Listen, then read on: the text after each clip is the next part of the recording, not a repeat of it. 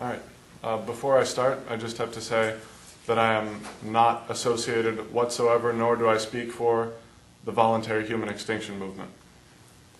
Okay. Romain Rolland once said that a hero is a man who does what he can. Ladies and gentlemen, we are here today to honor a real hero for doing everything he could with our highest and most prestigious award, Draconian of the Decade. Of course, we all know the man of whom I speak. George W. Bush. On behalf of the Voluntary Human Extinction Movement, it gives me great pleasure to present you with this Medal of Honor, this badge of courage, this ribbon of freedom. For those of you not familiar with us, the Voluntary Human Extinction Movement is an organization dedicated to stopping human beings from reproducing, thus ending human life on the planet Earth, leaving it for more suitable creatures, and solving overpopulation. This is a principle that all people, Christian and Muslim, black and white, rich and poor, and so on, can embrace. And by pitting them against each other, Mr. President, you have shown that fact to be very true. This award is our small gesture for all the giant contributions you have made to our cause, one of the greatest being the war in Iraq.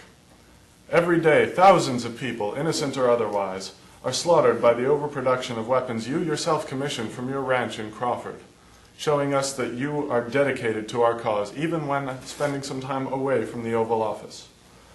Another policy of yours that we fully support is the lift on the assault weapons ban.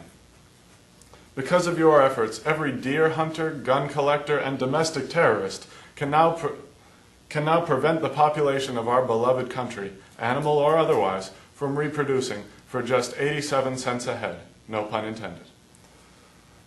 Yet another thing we are grateful to you for is the Military Commissions Act of 2006.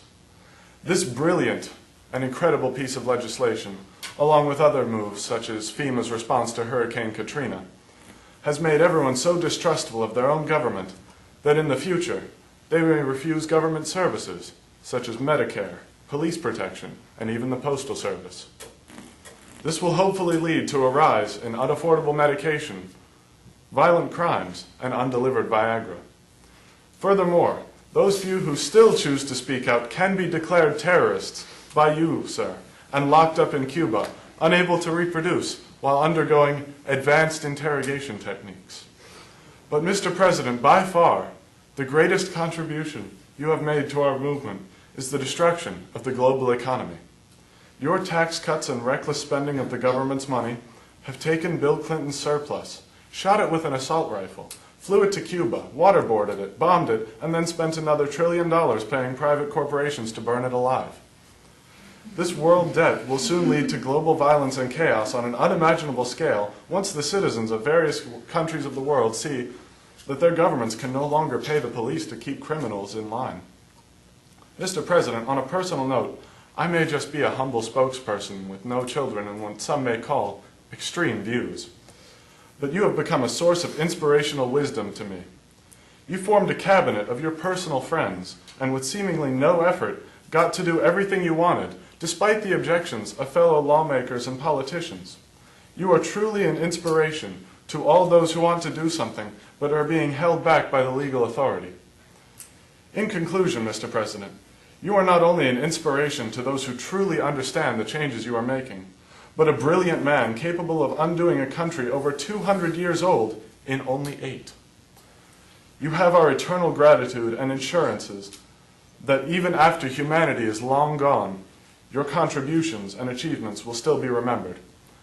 Have a prosperous last few months in office, and a good night.